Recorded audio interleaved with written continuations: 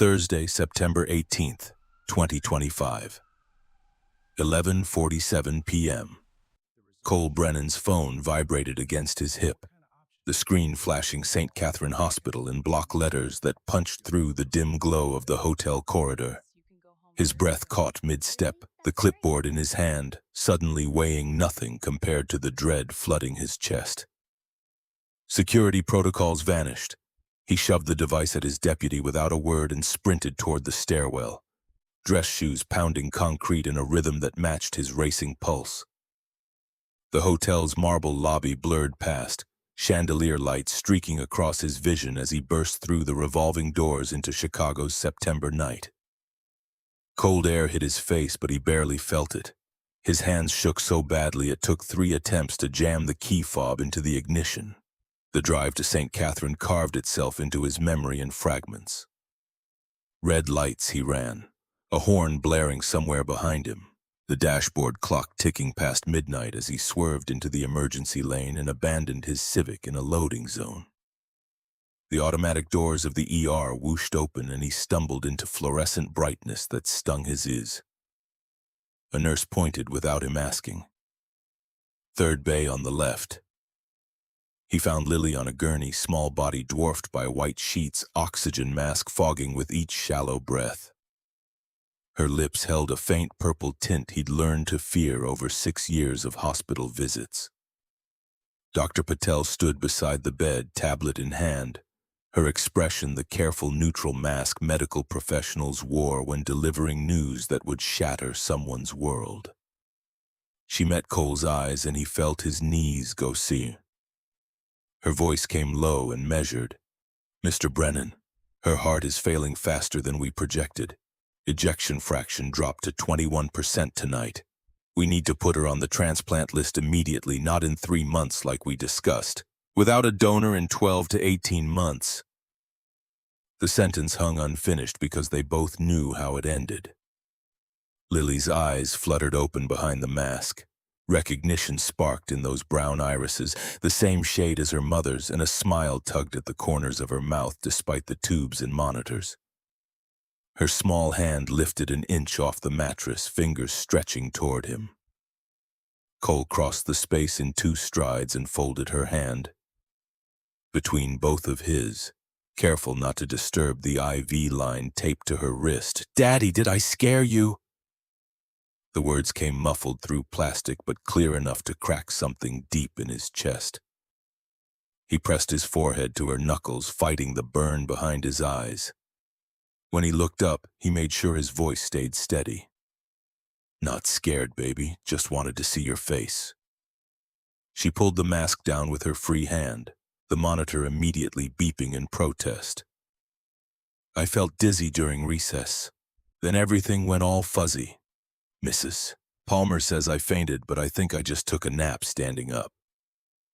Cole reached up to smooth the braids Jasmine's mother had done last Sunday, still perfect despite the chaos. "You gave Mrs. Palmer quite a story to tell." "Am I in trouble?" "No, sweetheart.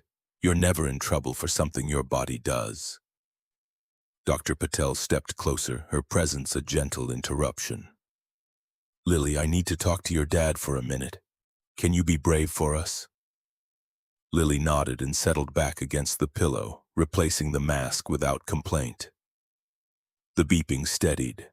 Cole followed the doctor into the hallway where the sounds of the ER created a buffer of ambient noise.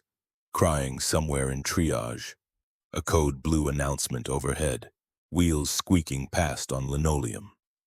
"The transplant list is competitive," Dr. Patel said, pulling up charts on her tablet. "Average wait time for her blood type and size is 9 to 14 months. We're looking at best-case scenario if a match comes through quickly, but realistically..." She paused, scrolling through data. "You need to prepare for the long haul. And the cost. Insurance covers 80%, but the medications alone will run $4,000 to $6,000 monthly out of pocket post-transplant, plus the anti-rejection protocols." Cole's mind did the math automatically. His security supervisor's salary at Whitmore Industries pulled $52,000 annually. The maintenance shifts he picked up nights and weekends added another 18. Even with Jasmine's life insurance policy, which he'd been rationing like water in a desert, the numbers didn't work. They never worked.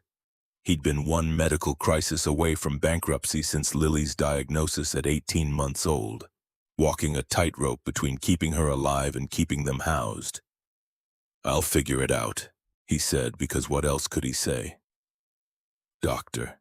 Patel's expression softened with something that looked like pity, and he hated it. "There are assistance programs. I can have social services reach out." "I said I'll figure it out." She nodded and didn't push. He appreciated that. When he returned to Lily's bay, she'd fallen asleep, the sedative they'd administered finally pulling her under. He pulled a chair close and sat watching the rise and fall of her chest, each breath a small miracle he'd stopped taking for granted years ago. His phone buzzed again. "Work." He silenced it. The world outside this room could wait. Somewhere around 3 a.m., exhaustion dragged him into a fitful doze.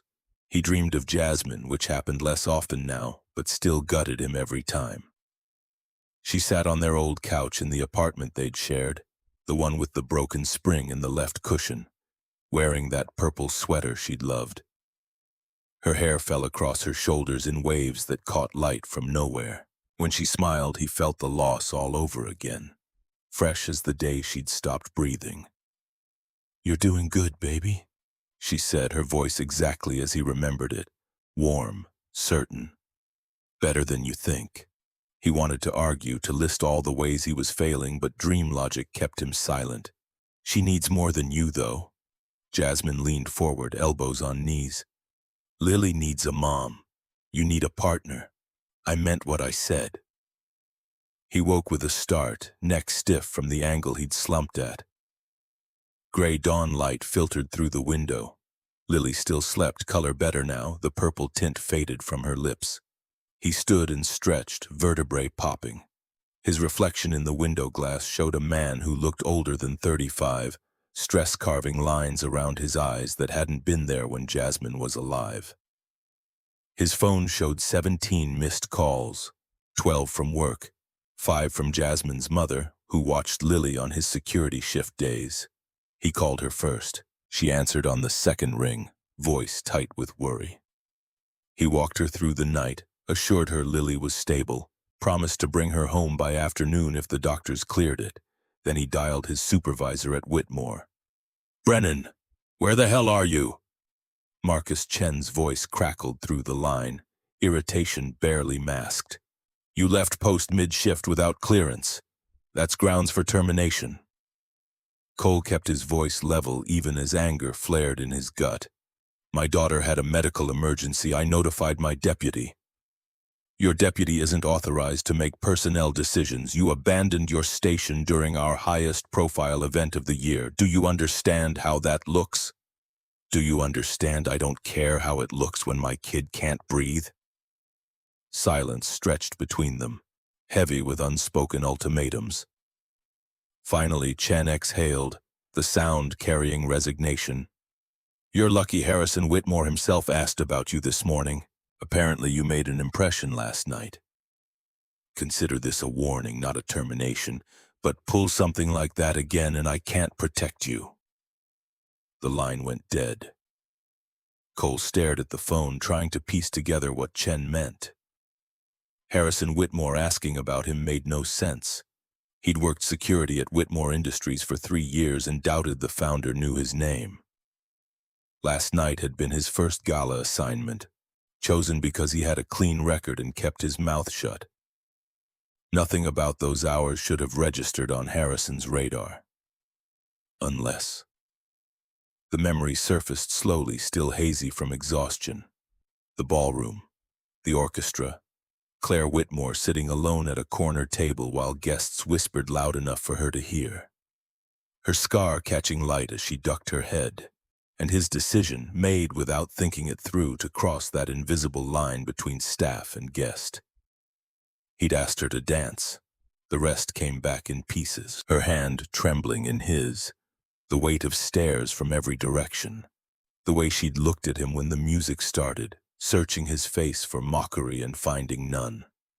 her smile small and fragile, breaking through years of learned defensiveness.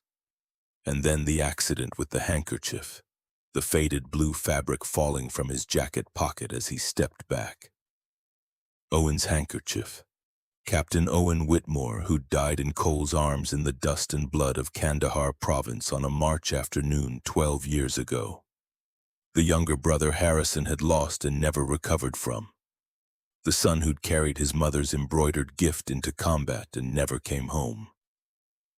Cole had carried that handkerchief for over a decade, a talisman of debt he couldn't repay. He'd meant to find Owen's family someday, to deliver the last words and bring some measure of peace. Life had gotten complicated. Jasmine's diagnosis, Lily's birth, Jasmine's death. Survival became a full-time job that left no room for closure. He told himself he'd do it when things settled, knowing things never settled, knowing he was just a coward afraid to reopen wounds that had scarred over badly. Now Harrison Whitmore knew, and apparently that knowledge had bought Cole a reprieve from unemployment. The irony tasted bitter. He'd spent years dodging this conversation and ended up having it in the worst possible context, with the man's daughter as witness in front of 600 people who'd either pitied or judged him for daring to touch someone so far above his station. Dr. Patel appeared in the doorway, pulling him from the spiral of his thoughts. "We're keeping her until noon for observation, but the crisis has passed. Her levels are stabilizing. Make sure she takes it easy for the next few days. No physical exertion. And Mr. Brennan, I've started the transplant list paperwork. We'll need to schedule appointments with the cardiac team to get her officially placed." He thanked her and returned to Lily's bedside. She stirred as morning sounds filtered into the room. Breakfast carts rattling in the hallway. A child crying 2 rooms over. The intercom paging doctors whose names blurred together. When her eyes opened fully, they fixed on him with that unsettling clarity kids sometimes had, seeing through the mask adults wore. "You look sad, Daddy." He manufactured a smile that probably fooled neither of them. "Just tired, baby." "Is my heart getting worse?" The question landed like a physical blow. He tried to shield her from the full weight of her diagnosis, parceling out information in child-sized pieces. But she was 6 now, and smart enough to read between the lines. "Your heart needs help," he said carefully. "The doctors are going to find you a new one from someone who doesn't need theirs anymore. Like we talked about. Like Mommy's eyes." His throat tightened. Before Jasmine died, she'd made him promise to explain organ donation to Lily when she was old enough. She'd registered as a donor years before the cancer, believing in the continuation of life through gift. They'd framed it as Mommy's way of helping people even from heaven. A story that gave meaning to senseless loss. Exactly like that. Lily considered this, her expression solemn. Then she reached under her pillow and pulled out a folded piece of construction paper, the edges worn from being carried in her backpack. She unfolded it carefully to reveal a crayon drawing. A woman with long black hair and purple wings stood in a sky filled with Below her, a stick-figure child with brown skin and braided hair reached upward. The caption, written in Lily's careful printing, read, "Mommy watches from sky." "I made this yesterday in art class," she said. "Mrs. Palmer said I could bring it home. I was gonna put it on the fridge, but I wanted to show you first." Cole took the drawing with hands that weren't quite steady. Jasmine's favorite color had been purple. Lily couldn't have known that consciously, too young when her mother died to retain detailed memories. But somehow the knowledge lived in her anyway. Genetics or instinct or some thread of connection that death couldn't sever. "It's beautiful, baby. Mommy would love it. Can we hang it in my room so she can watch me sleep?" "Absolutely." She smiled and settled back, apparently satisfied. Cole carefully refolded the drawing and slipped it into his jacket pocket. His fingers brushed the handkerchief, still there, returned to him last night by a shell-shocked Harrison Whitmore who'd gripped his shoulders and said things Cole barely processed through the shock. Something about gratitude and debt and bringing Owen home. The man had wept openly in a ballroom full of Chicago's elite, dignity abandoned in the face of 12-year-old grief finally finding outlet. Claire had stood beside her father, one hand on his arm, her expression a mix of confusion and something else Cole couldn't name. He'd excused himself as quickly as protocol allowed, needing to escape the weight of those stares, but not before Claire had asked in a voice barely above a whisper, "Your daughter?" He'd nodded and fled. Now, sitting in a hospital room watching Lily color in the activity book a nurse had brought, he wondered what chain of events he'd set in motion. Harrison Whitmore didn't strike him as a man who forgot debts, which meant Cole had just become visible to people who operated in stratospheres he couldn't fathom. People with power and money and expectations he had no framework for meeting. The smart move would be to keep his head down, do his job, stay in his lane. Let last night fade into the background as an odd footnote in an otherwise unremarkable career. But something in Claire Whitmore's eyes when she'd looked at him across that dance floor told him it wouldn't be that simple. She'd seen something in him, or he'd seen something in her, and recognition like that didn't unknot easily. Dr. Patel discharged them at 1 p.m. with a pharmacy bag full of new prescriptions and instructions to follow up with cardiology within the week. Cole carried Lily to the car, her weight in his arms both precious and terrifying. She'd grown so much in 6 years but still felt impossibly fragile, a life he held together through force of will and whatever grace he could beg from a universe that seemed determined to test him. The drive home took them through neighborhoods that tracked Chicago's economic gradient. The hospital sat in a district where old money built wings with their names engraved in marble. His apartment complex occupied a zone where rent stayed just affordable enough for working families if they didn't mind thin walls and a landlord who fixed things on his own timeline. Not a slum, not by any stretch, but miles away from the world Claire Whitmore inhabited. He parked in his assigned spot and helped Lily out, her hand small and warm in his. They climbed 3 flights of stairs because the elevator had been broken for 2 weeks.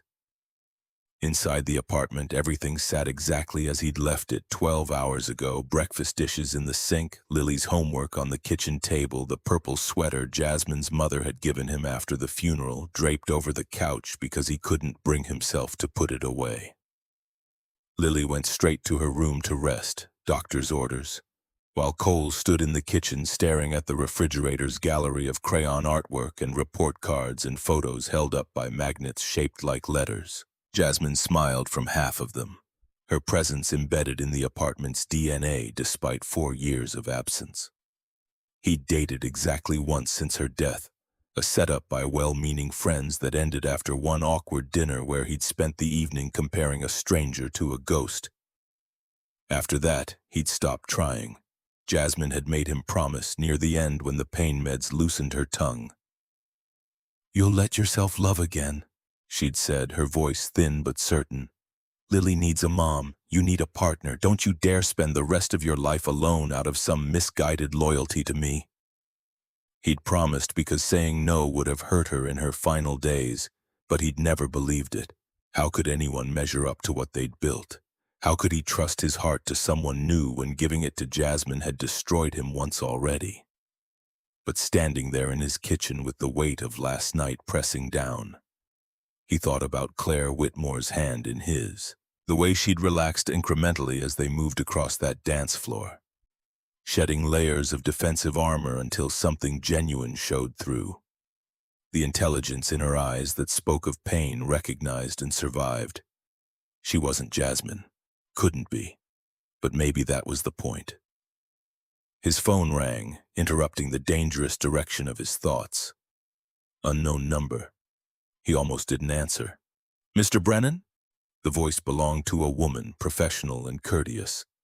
"This is Amanda Cross, executive assistant to Harrison Whitmore. Mr. Whitmore would like to extend an invitation for you to visit his home this Saturday if you're available. He'd like to speak with you about his son." Cole's first instinct was to decline. Whatever Harrison wanted, it would pull Cole deeper into a world where he didn't belong. But the man had lost his son and lived 12 years without answers that Cole could provide. Refusing felt cruel in a way his conscience wouldn't tolerate. "What time?" he asked. 2 p.m. "I'll text you the address. And Mr. Brennan, Mr. Whitmore asked me to tell you, bring your daughter if you'd like. He mentioned she wasn't well." The thoughtfulness of that addition surprised him enough that he agreed before thinking it through. When the call ended, he stood holding the phone, wondering what exactly he'd just committed to. Jasmine's voice echoed in memory. "Don't spend your life alone." Maybe she'd known something he didn't. Maybe the universe had a sense of timing he'd never trusted. Or maybe he was just tired enough to make decisions that would blow up in his face spectacularly. Lily called from her room asking for water, and he pushed the thoughts aside. Saturday was 2 days away. For now, he had a daughter to care for and a job to keep. The rest could wait. Thursday night found Cole back at Whitmore Tower for his regular security shift, having burned through his sick time allotment months ago. The gala had left minimal damage in its wake, a few champagne stains on carpet, abandoned programs tucked into plant pots. The custodial crew had already swept through, erasing evidence of 600 people who danced and drank and gossiped while he'd made the biggest professional gamble of his life. His deputy, a guy named Ramon who'd worked security longer than Cole but never wanted the supervisor headaches, clapped him on the shoulder when he arrived. "Heard your kid's okay. That's good, man. Also heard you danced with the Ice Queen and didn't get fired. That's some kind of miracle." Cole kept his expression neutral. "Ice Queen?" Ramon shrugged, uncomfortable. "That's what people call her, Ms. Whitmore. She doesn't exactly do warmth. But hey, after what you pulled, maybe she'll thaw out." The nickname sat wrong in Cole's mouth, reductive and cruel in the way casual judgments often were. He'd held Claire Whitmore while they danced and felt the fear vibrating through her frame like a tuning fork struck too hard. Whatever walls she'd built had reasons behind them that strangers had no right to mock. "She seemed fine to me," he said, ending the conversation by turning toward the monitors. The shift passed in its usual rhythm, checking badges, walking floors, responding to a malfunctioning lock on the 14th floor. Around midnight, he found himself on the executive level, ostensibly checking the perimeter but really just killing time until his relief arrived. The hallway stretched empty and silent, plush carpet muffling his footsteps. Brass nameplates marked corner offices: Derek Vaughn, CFO, Patricia Chen, COO, and at the hall's end, double doors with a simple plaque. Claire Whitmore, CEO light showed under the door. Cole stopped, debating. It was past midnight on a Thursday. No one should be working, but the glow suggested otherwise, and he had a job to do. He knocked twice, professional and light. "It's open." Her voice carried through the wood, tired but clear. He pushed inside and found Claire behind a desk that could have doubled as a landing strip. Papers and files spread across its surface in organized chaos. She'd changed from whatever she'd worn during the day into dark slacks and a cream blouse, sleeves rolled to her elbows. Her scar caught the desk lamp's light, a shadow that shifted as she looked up. Recognition flared in her expression. "Mr. Brennan." "Ms. Whitmore. Security sweep. Didn't expect anyone up here." "I could say the same." She set down her pen, leaning back in the chair. "How's your daughter?" The question landed with unexpected gentleness. He shifted his weight, suddenly aware of the gulf between them. Her in tailored clothes behind a desk worth more than his car. Him in a security uniform holding a flashlight like a prop. "Stable. Thank you for asking."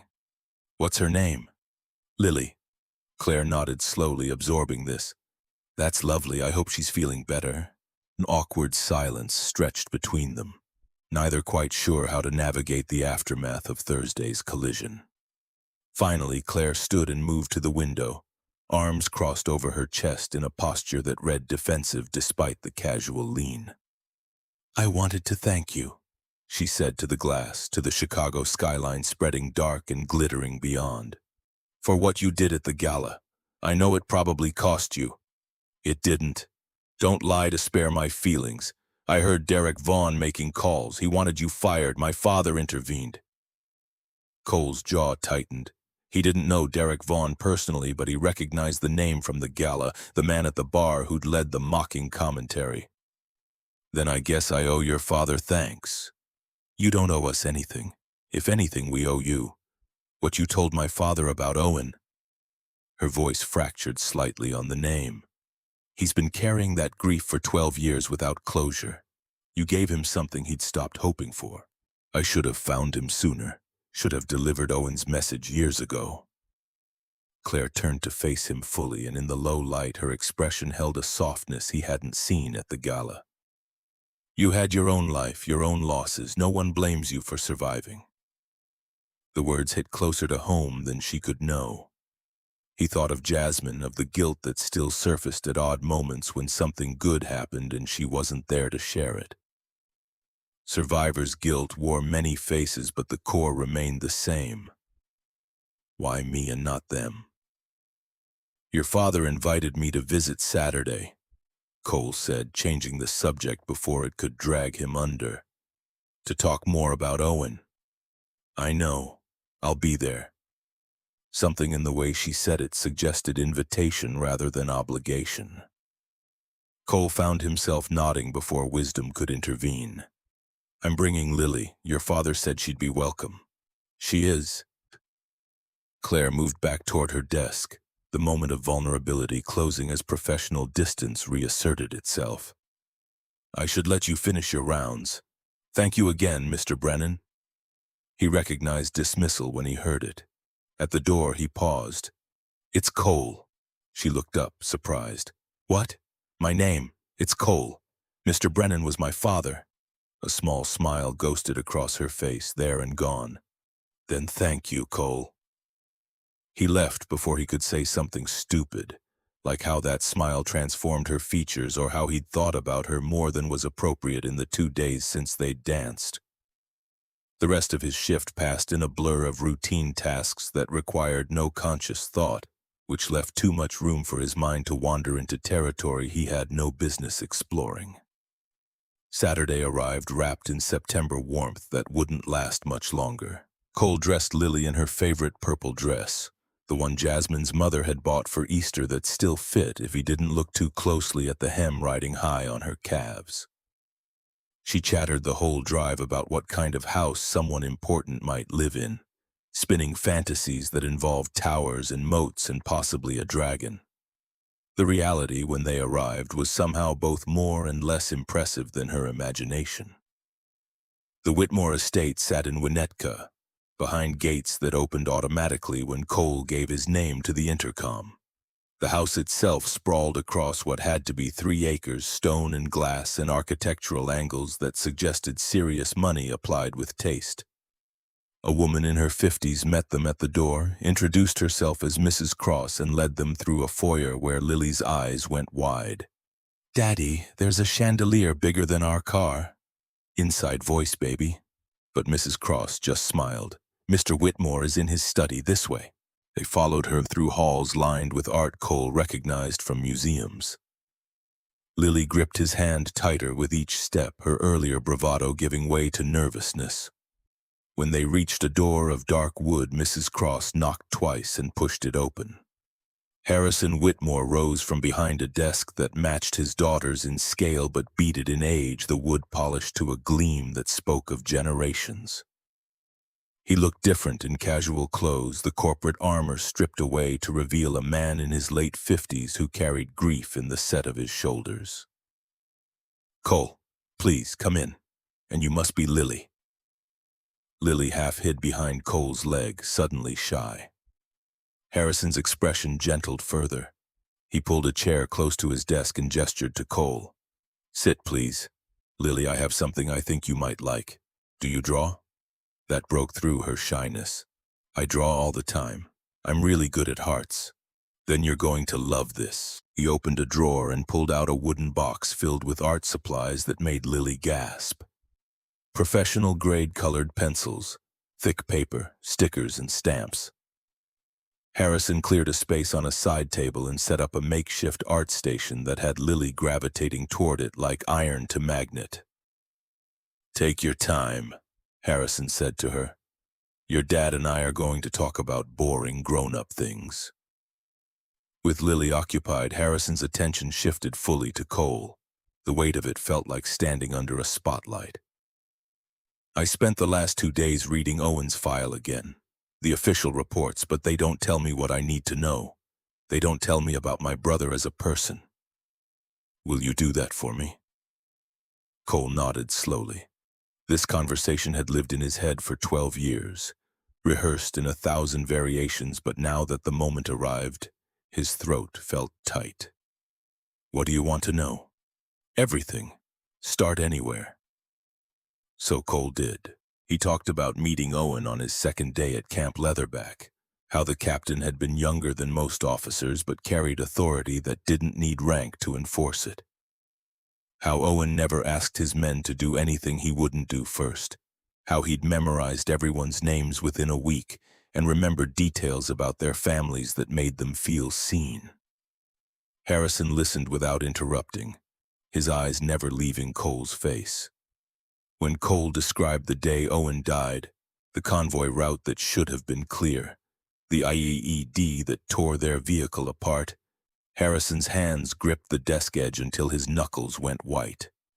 "I was trapped in the back," Cole said quietly, leg pinned, smoke everywhere.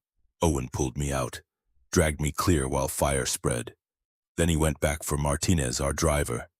That's when the second explosion hit." "Did he suffer?" The question Cole had dreaded. He could lie, make it easier, but Harrison deserved truth. "Some. Not long. I got to him before he went. Held pressure on the wounds even though we both knew it was too late. He talked about your mom. About you. Said to tell you." Cole pulled the handkerchief from his pocket, unfolded it carefully. He said, "Stop blaming yourself. Live for both of us." Those were his exact words. Harrison took the handkerchief with shaking hands, fingers tracing the embroidered initials his mother had stitched decades ago. When he looked up, tears tracked openly down his face. "I tried to talk him out of enlisting. We fought about it. Our last real conversation before he deployed, I called him selfish for choosing the Marines over the family business. I never got to take it back. He knew you loved him. He said that too, near the end. Dad's proud even if he won't say it. He wasn't angry, Mr. Whitmore. He was at peace." A sound from the doorway made them both turn. Claire stood there in jeans and a sweater that made her look younger than 38. Her scar visible and uncovered in a way it hadn't been at the gala. She held 2 mugs of coffee, steam rising. "I thought you might need these," she said, stepping inside. Her eyes found her father's tear-streaked face and something in her expression crumpled. "Dad?" Harrison waved her off, though not unkindly. "I'm fine, sweetheart. Cole was telling me about Owen. Real stories, not sanitized reports." Claire set the mugs down and perched on the edge of the desk, her gaze drifting to where Lily sat absorbed in her drawing. "She looks like you." Cole followed her sightline. "She looks like her mother. I just get credit by proximity." "Where is her mother, if you don't mind me asking?" "Gone. Cancer, 4 years ago." Claire's expression shifted, sympathy and recognition mixing. "I'm sorry. That must have been unbearable." "It was." He didn't elaborate. Some pain didn't need explanation. Lily chose that moment to appear at Cole's elbow, holding up her latest creation. A house with a huge tree in the yard. Stick figures holding hands in front. She'd labeled them carefully. Daddy, Lily, and in purple crayon, Mommy with wings. "Look what I made. Mr. Harrison said I could keep all the pencils." Harrison smiled through his tears. "You certainly can. You're very talented." Lily beamed, then noticed Claire for the first time. Her expression went curious rather than shy. "You're the lady from Daddy's phone." Cole's stomach dropped. "Lily." But she was already pulling out his phone, which she'd apparently pickpocketed at some point, and scrolling to his photos. She turned the screen to show Claire a grainy shot someone had taken at the gala and texted to Cole's work phone, probably as a joke. It showed him and Claire mid-dance, her face tilted up toward his, caught in a moment of unguarded softness. Claire's cheeks flushed. Cole wanted the floor to open and swallow him whole. Lily, oblivious to the adult's discomfort, studied Claire with the frank assessment only children could pull off. "You have a sad face like my daddy used to have," before he started smiling again. The room went very quiet. Harrison looked between his daughter and Cole with an expression Cole couldn't quite read. Claire stared at Lily like she'd just spoken a profound truth in a child's vocabulary. Finally, Claire knelt down to Lily's eye level. "That's very observant. I have been sad for a while. My mommy died and Daddy was sad for a long time, but then he wasn't as sad anymore. Maybe you just need more time." Claire's eyes went bright with unshed tears. She reached out like she might touch Lily's cheek, then seemed to think better of it and dropped her hand. "Maybe I do. Thank you for telling me that." Lily nodded, satisfied, and returned to her drawing station. The adults remained frozen in the wake of her casual wisdom. Cole made himself meet Claire's gaze and found something raw there, something that matched the ache in his own chest. Harrison cleared his throat. "Why don't we all have lunch? Mrs. Cross made enough to feed an army." The meal that followed felt surreal. They sat in a dining room that could have hosted state dinners, eating sandwiches and fruit while Lily asked questions that ranged from why rich people had so many forks to whether the chandelier ever fell on someone's head. Harrison answered each with patience, clearly charmed. Claire sat across from Cole, mostly quiet, but every time their eyes met, something electric passed between them. After lunch, Lily wanted to explore the garden, visible through French doors that opened onto a terrace. Harrison offered to take her, giving Cole and Claire a moment alone. They stood on the terrace watching Harrison point out different flowers to Lily, who collected petals like treasure. "She's wonderful," Claire said softly. "You're doing an amazing job with her." "I'm doing my best. Some days that feels like enough. Most days it doesn't." Claire turned to face him fully. "Cole, I want to ask you something, and I need you to be honest. Last night at the office, you looked at me like you saw me. Not the scar, not the CEO, just me. Was I imagining that?" His heart kicked against his ribs. Every instinct screamed to deflect, to protect himself from the inevitable hurt that came from hoping. But Lily's voice drifted across the garden, laughing at something Harrison said, and he thought about Jasmine's final request: "Don't spend your life alone." "No," he said quietly. "You weren't imagining it." Claire's breath caught. For a long moment they just looked at each other, the space between them charged with possibility and fear in equal measure. Then Lily called out, asking Cole to come see a butterfly, and the moment fractured. But as they walked toward the garden, Claire's hand brushed his, brief and deliberate, and Cole felt something shift in his chest, something that felt dangerously close to hope. Sunday morning arrived with the kind of clarity September saved for its final weeks, sunlight cutting through Cole's apartment windows at angles that promised autumn wasn't far behind. He stood at the stove flipping pancakes while Lily sat at the kitchen table arranging her new colored pencils in rainbow order, humming something tuneless and content. The normalcy of it felt fragile, like glass he was afraid to grip too tightly. His phone buzzed against the counter. Unknown number, but the area code registered as local. He answered on the third ring, spatula still in hand. Claire's voice came through uncertain, stripped of the professional polish she wore like armor. "Cole, it's Claire Whitmore. I hope I'm not calling too early." The spatula nearly slipped from his grip. He caught it, turned the burner down, moved toward the living room for privacy Lily wouldn't notice. "Not at all. Everything okay?" A pause stretched long enough that he thought the connection had dropped. Then she spoke in a rush, words tumbling over each other like she'd rehearsed this speech and lost her nerve halfway through. I was wondering if I could take you up on what you said yesterday, about seeing me. I know this is forward and probably inappropriate given our positions, but I haven't been able to stop thinking about our conversation and Lily's wisdom about time and sadness, and I just... She trailed off. Cole's chest tightened with something he couldn't name yet.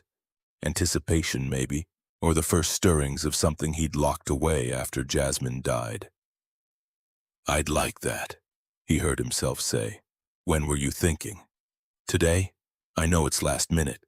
We could get coffee, somewhere quiet where we can actually talk." The reasonable part of his brain raised red flags. She was Harrison Whitmore's daughter, his employer's employer. This violated about 15 different unspoken rules governing the distance between security staff and executives. But the part of him that had held her while they danced, that had seen past the scar to the loneliness underneath, overrode caution. "There's a place on Halstead near Diversey. The Grind. It's not fancy, but it's private. 1 p.m. Relief flooded her voice. "Perfect. I'll see you there." The line went dead. Cole stood holding the phone, processing what he'd just agreed to when Lily's voice cut through his thoughts from the kitchen. "Daddy, the pancakes are smoking!" He lunged for the stove, yanking the pan off heat. The bottom pancake had gone from golden to charcoal. Lily appeared at his elbow, nose wrinkled. "You burned it. You never burn them." Got distracted. She studied him with that unnerving perception 6-year-olds sometimes accessed, eyes narrowing. "Was that the quiet lady on the phone?" "How do you even know that?" "Your voice gets different when you talk to her, all soft and weird." Cole scraped the ruined pancake into the trash, reaching for the batter to start fresh. "Eat your breakfast, and for the record, my voice doesn't get weird." Lily's grin suggested she knew better but was choosing mercy. She returned to her seat, picking up a purple pencil to sketch on the paper placemat he let her destroy during meals. Within minutes, a figure emerged, a woman with long hair and a mark on her face underneath in Lily's careful printing, the quiet lady who smiles now. Cole finished the pancakes without further disaster, got Lily settled with a movie, then stared at his closet like it might offer guidance. Everything he owned fell into 2 categories: work uniforms and clothes so worn they advertised his tax bracket. He settled on dark jeans without holes and a button-down Jasmine had bought him 3 Christmases ago, back when holidays still meant something beyond surviving them. In the bathroom mirror, he confronted the face of a man who hadn't been on a date in over 4 years.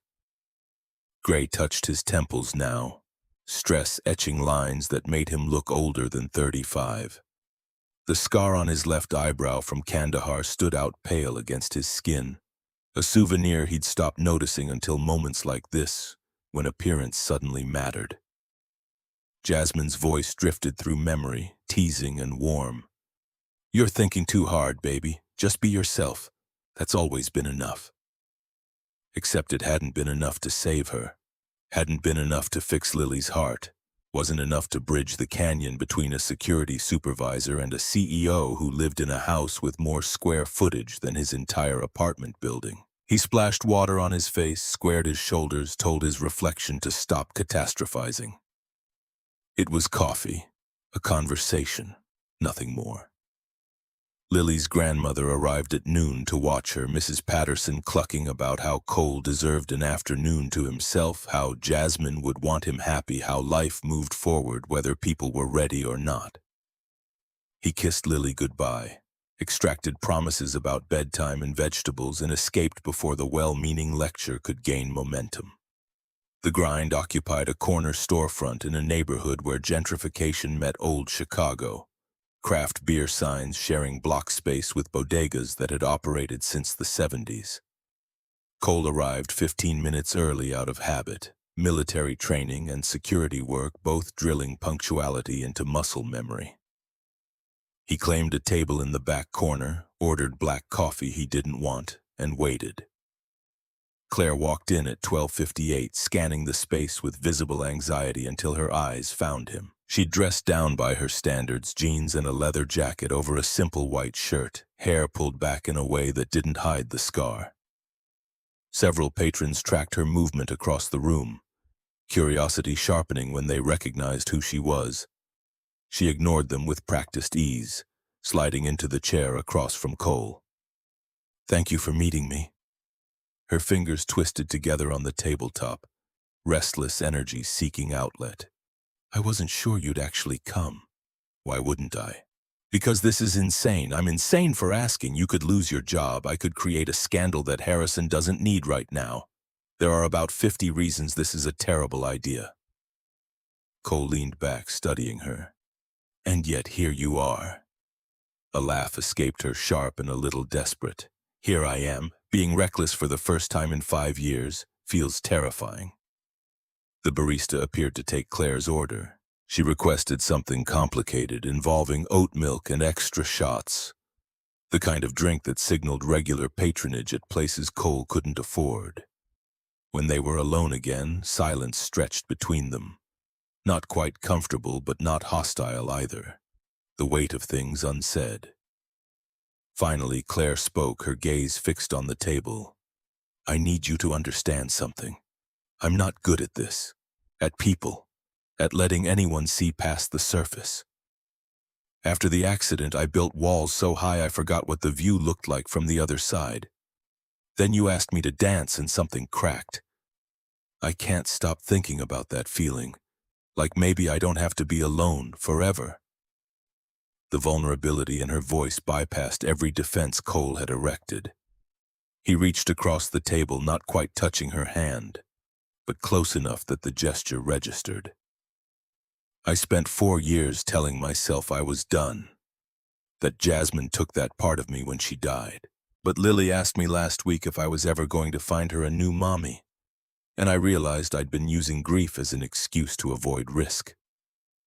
Claire's eyes lifted to meet his, hazel and searching. "What changed?" "You did. Seeing you sit in that corner while people mocked you, knowing you heard every word but stayed anyway. That took more courage than anything I did in Afghanistan. Made me think maybe courage looks different than I'd been taught." The barista delivered Claire's drink. She wrapped both hands around the cup like seeking warmth, though the afternoon held plenty. "They mock because the scar makes them uncomfortable. Reminds them that bad things happen to people who don't deserve it. Easier to turn me into a joke than confront their own mortality. The scar doesn't define you. Doesn't it, though?" She touched the raised tissue running from temple to jaw, the gesture almost unconscious. "This is what people see first, last, only. I'm the CEO who survived what killed her mother. The daughter Harrison pities.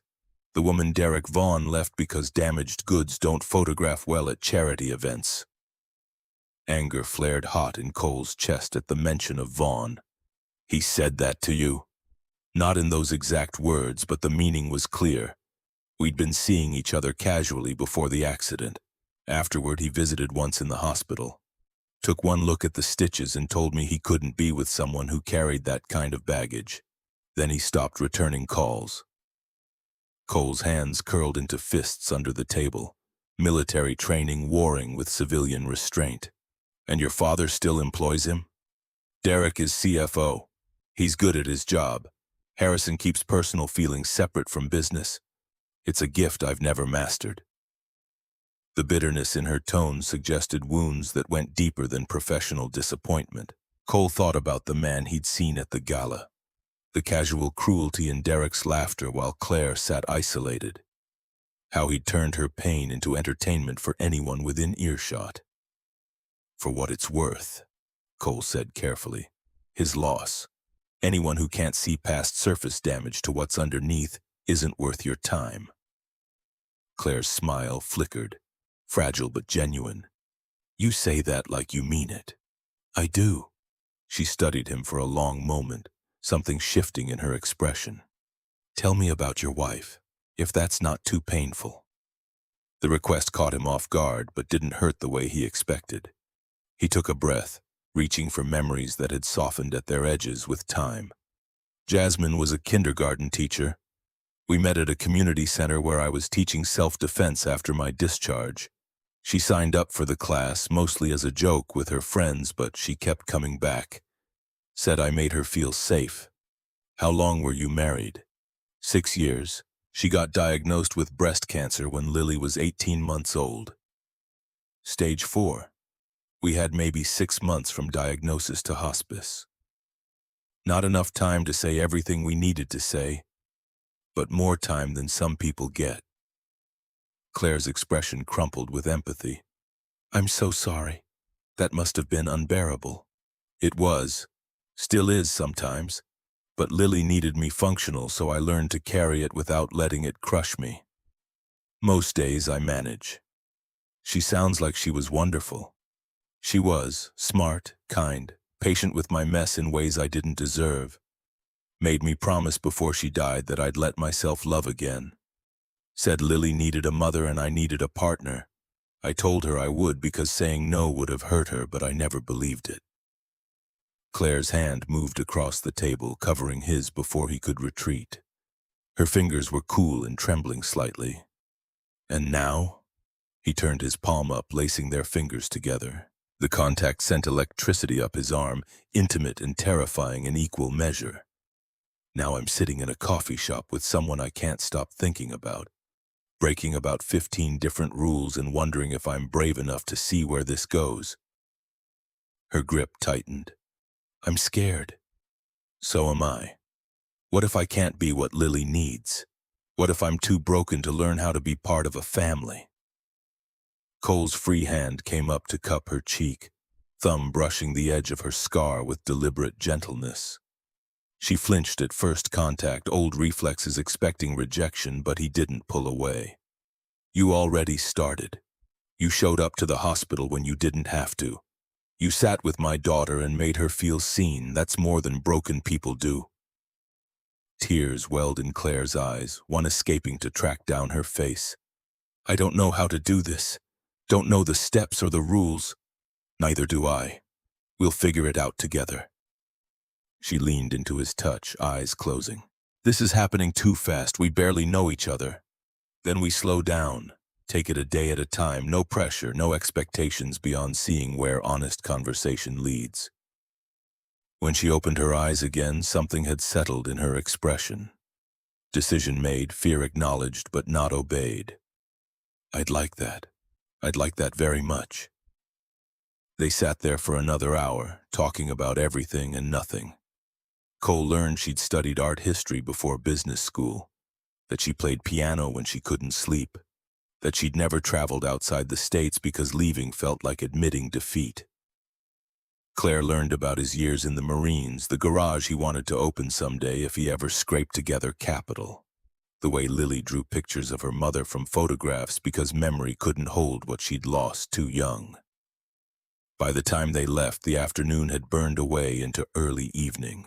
Cole walked Claire to her car, a Mercedes that probably cost more than he'd earn in 5 years, and they stood in the parking lot navigating the awkward geometry of first goodbyes. Can I see you again? Claire's voice held uncertainty, like she expected rejection despite everything. I'd be disappointed if you didn't want to. She smiled, the expression transforming her face in ways that made Cole's breath catch. Tuesday? I could come by after work, meet Lily properly if that's okay.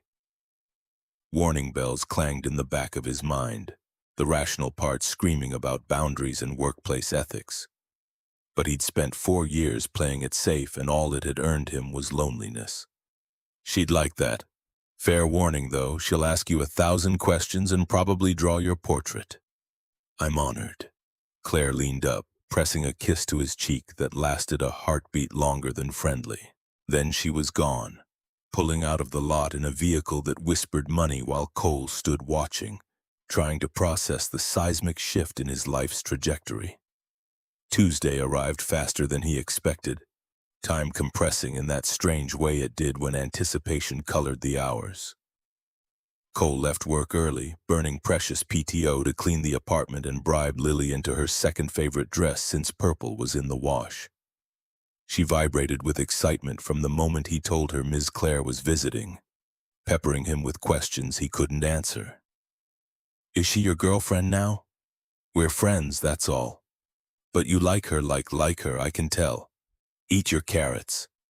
Are you gonna get married? Lily. She grinned, triumphant at getting under his skin, and returned to arranging the table with a centerpiece she'd constructed from construction paper and glitter. The apartment looked cleaner than it had in months, though no amount of scrubbing could hide the water stain on the ceiling or the second-hand furniture held together with hope and duct tape. Claire arrived at 6 sharp, carrying a bag that turned out to contain Thai food from a place Cole had never heard of, and a stuffed elephant for Lily that stood nearly 2 feet tall. Lily's squeal of delight echoed through the apartment complex, probably giving Mrs. Patterson next door something to gossip about at bingo. They ate on mismatched plates at a table meant for 2 but cramped with 3, and somehow it worked. Claire asked Lily about school, about her drawings, about what she wanted to be when she grew up. Lily answered with the unfiltered honesty children specialized in, segueing from astronaut to veterinarian to princess without pause. After dinner, Lily insisted on showing Claire her room, dragging her by the hand past walls decorated with crayon masterpieces and family photos where Jasmine smiled from every other frame. Cole watched from the doorway as Lily pulled out her art portfolio, a binder stuffed with creations dating back to preschool. "This is Mommy," Lily said, pointing to a drawing rendered in purples and blacks. An angel figure with exaggerated wings. "She's in heaven, but she watches me. Daddy says her love didn't go away just because she's not here." Claire knelt beside Lily, studying the picture with the seriousness it deserved. "That's beautiful, sweetheart. Your mommy must have been very special. She was the best mommy ever. But Daddy gets lonely sometimes. I think he needs a new friend who makes him smile." Cole's face went hot. "Lily, that's enough." But Claire laughed, the sound surprised but genuine. "Your daddy deserves all the smiles. He's a good man. I know he's the best daddy. Are you gonna be my new mommy?" The question dropped like a grenade into the conversation's center. Claire's eyes went wide, flicking to Cole for rescue he couldn't provide. Silence stretched uncomfortable until Lily's face crumpled, reading rejection in the pause. "I'm sorry, I shouldn't have asked." Claire recovered, pulling Lily into a hug that looked unpracticed but sincere. "Don't apologize. That's a very big question, and I don't know the answer yet, but I'd like to be your friend. Would that be okay?" Lily nodded against Claire's shoulder, relieved to have an answer even if it wasn't the one she wanted. Cole felt something crack in his chest watching them, Claire's awkward tenderness meeting Lily's desperate hope for family.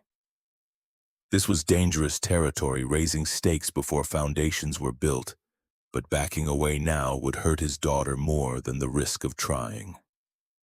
Bedtime came too soon. Lily extracted a promise from Claire to come back soon, then allowed Cole to tuck her in with her new elephant clutched tight.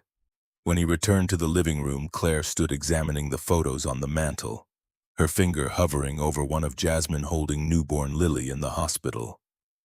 "She was beautiful," Claire said softly. "Lily has her eyes." Cole moved to stand beside her, close enough that their shoulders brushed. "She would have liked you." Jasmine believed in second chances, in love that added to life rather than replacing what was lost.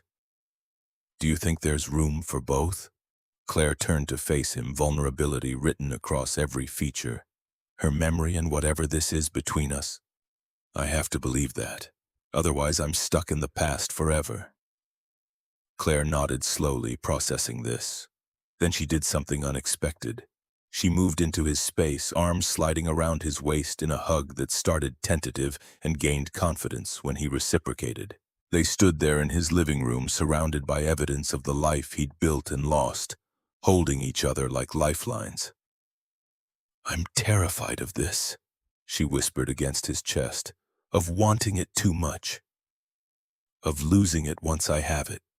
Cole's arms tightened around her. "Join the club. Terror seems to be the price of admission." She pulled back just enough to look up at him, and the expression on her face bypassed every remaining defense. Before conscious thought could intervene, he was kissing her.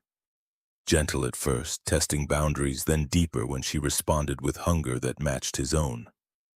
Her hands fisted in his shirt, holding on like he might disappear. His fingers threaded through her hair, careful of the scar tissue at her temple. When they broke apart, both breathing hard, Claire's eyes shone with tears she didn't let fall. I should go before I do something else impulsive. Like what? Like tell you I'm falling for you after knowing you less than a week. Like beg you to ask me to stay, like completely lose my mind. Cole brushed a thumb across her cheek, catching moisture at the corner of her eye. What if I told you I'm right there with you? Falling just as hard, just as fast, just as terrified. Her breath hitched. Then we're both insane. Probably. But I'm tired of playing it safe when safe just means alone. Claire kissed him again, quick and fierce, then stepped back before momentum could carry them somewhere they weren't ready for. Tuesday wasn't enough. Can I see you Thursday? And Saturday? And every day in between? Yes. The word came easy, stripped of the hesitation that had governed his choices for 4 years. Yes to all of it. She left with one more kiss at the door, promising to text when she got home safe.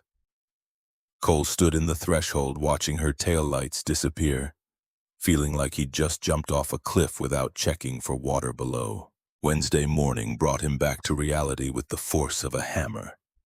He reported for his shift at Whitmore Tower to find his supervisor waiting with an expression that promised nothing good. Marcus Chen gestured him into the security office, closed the door, crossed his arms. We need to talk about your relationship with Claire Whitmore. Cole's stomach dropped. I don't know what you mean. Don't play stupid. You were seen having coffee with her Sunday, at her father's estate Saturday. This is a problem, Brennan. We're friends. That's not against policy. Chen's laugh held zero humor. Friends. Right. Do you have any idea the optics of a security guard dating the CEO? The liability issues, the scandal if this gets out? Heat flared in Cole's chest, anger mixing with fear. I'm good at my job. What I do on my own time is my business. Not when it affects the company. Harrison Whitmore may be grateful for what you told him about his son, but he won't appreciate you taking advantage of his daughter's vulnerability. The accusation landed like a physical blow. Cole's hands curled into fists at his sides, voice dropping to something dangerous. I'm not taking advantage of anyone. Claire is a grown woman capable of making her own choices. Then make a choice, Brennan. End whatever this is or start looking for a new job. Because if you think for 1 second the board will tolerate this, you're delusional. The ultimatum hung between them, lines drawn in unforgiving clarity. Cole's mind raced through options, none of them good. He needed this job, needed the health insurance that covered Lily's medications. Couldn't afford the gap in income while he searched for something else.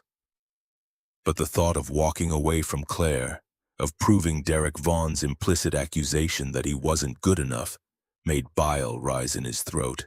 I need to think about it, he said finally. You've got until Friday.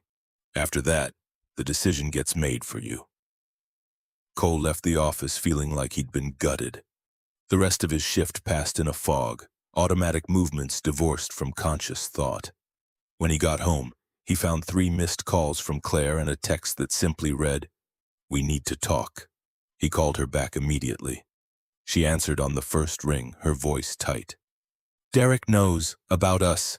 He called an emergency board meeting for Friday to discuss my conduct. How did he find out? Does it matter? He's been looking for ammunition to use against me since I became CEO. This handed it to him on a silver platter. Cole sank onto the couch, head in his free hand. I was told today to end things or lose my job.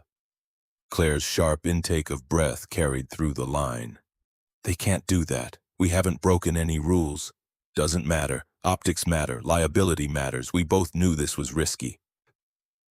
Silence stretched between them, heavy with implications neither wanted to voice. Finally, Claire spoke, and her voice shook with emotion barely contained. I won't let them force your hand. Won't let you lose your job because of me. We should stop this before it costs you everything. No. The word came out harder than he intended. I'm not doing that. I'm not letting Derek Vaughn or anyone else dictate my life. Cole, be reasonable. Lily needs your income, your insurance. You can't throw that away for someone you've known less than 2 weeks. Watch me.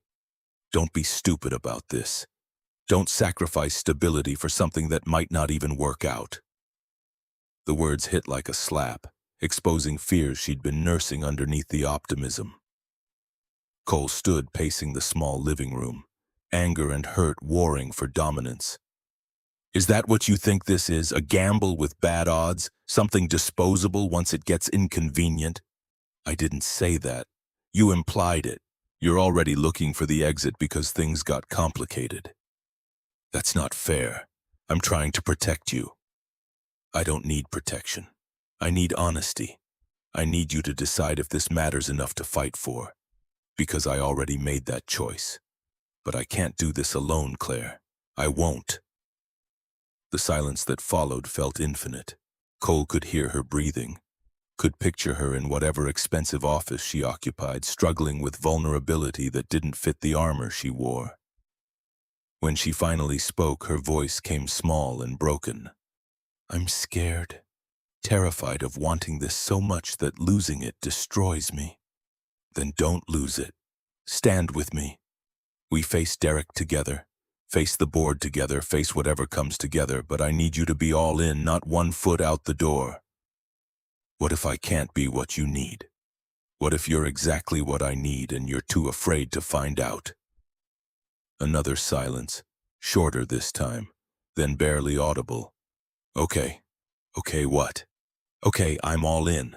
Okay, I'm terrified, but I'm doing this anyway. Okay, I choose you and Lily and whatever hell Derek tries to unleash. Relief flooded Cole's system, so intense it made him dizzy. Say it again. What? Say you choose this. Choose us. I need to hear it clear. Claire's voice steadied, gaining strength with each word. I choose this. I choose you. I choose the risk and the fear and the possibility. I'm all in, Cole. Completely. Then we'll figure out the rest. They stayed on the phone for another hour, mapping strategy for Friday's board meeting, discussing worst-case scenarios and backup plans. By the time they hung up, Cole felt simultaneously more secure and more exposed than he had in years. He'd drawn his line, made his stand. Now came the hard part, living with the consequences. Thursday brought an unexpected visitor. Cole answered the knock to find Harrison Whitmore on his doorstep, looking uncomfortable and determined in equal measure. The older man's presence in this neighborhood drew stares from Mrs. Patterson's window next door, her curtains twitching like seismographs. Mr. Whitmore, this is unexpected. Harrison shifted his weight. May I come in? I need to talk to you about Claire. Cole stepped aside, hyper-aware of the apartment's shabbiness through Harrison's eyes, but the older man didn't seem to notice or care, settling onto the couch with a sigh that suggested he carried weight beyond the physical. I heard about the board meeting, Harrison began without preamble, about Derek's accusations. I wanted you to know I don't agree with any of it. With respect, sir, your opinion might not matter if the board decides I'm a liability. My opinion carries weight. I built that company. They won't move against my wishes lightly. Harrison leaned forward, hands clasped between his knees. But I didn't come here to talk business. I came to talk about my daughter. Cole braced himself for the protective father speech, the warning to stay away or face consequences. Instead, Harrison surprised him. Claire hasn't been happy in 5 years, not since the accident. She blamed herself for Margaret's death, built walls so high I couldn't reach her.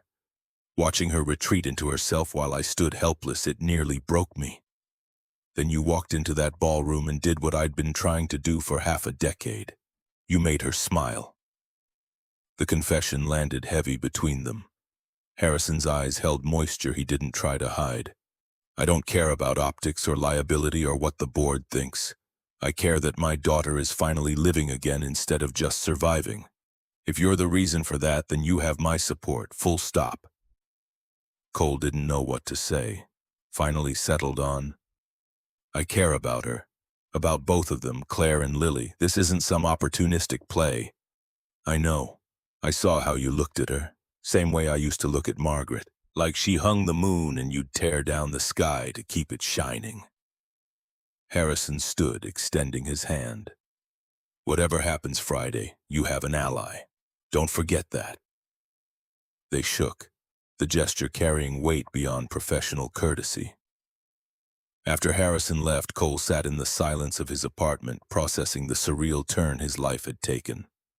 1 week ago, he'd been invisible security staff.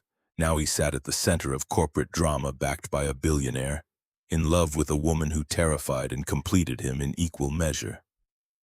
Friday arrived with the inevitability of an execution date. Cole reported to Whitmore Tower, knowing his job hung in the balance, knowing Claire faced character assassination from a man who'd abandoned her when she needed him most. He went through the motions of his shift, waiting for the call that would summon him to the boardroom or hand him a termination notice. It came at 2 p.m., not from Chen but from Harrison's assistant, asking him to come to the executive level immediately. Cole shed his security vest, straightened his shirt, and rode the elevator up with his heart hammering against his ribs. The boardroom stretched impressive and intimidating, windows overlooking Chicago's skyline, a table that could seat 30. 12 people occupied chairs today. Claire sat at the head, composed but pale, Harrison to her right, expression neutral.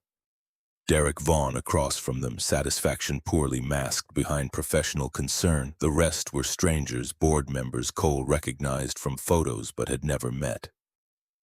Chen stood by the door, refusing to meet Cole's eyes. That felt like an omen.